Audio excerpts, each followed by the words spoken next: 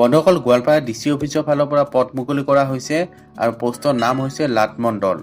Total post আছে 8টা আৰু category ৱাইজত vacancy দিয়া হৈছে। জেনেৰেলৰ বাবে 3টা, OBC MOBCৰ বাবে 3টা আৰু STPৰ কাৰণে 2টা। আৰু এই লাটমণ্ডল পদৰ বাবে দৰমহা দিয়া হ'ব 14,000ৰ পৰা 60,500 পাৰ মান্থ।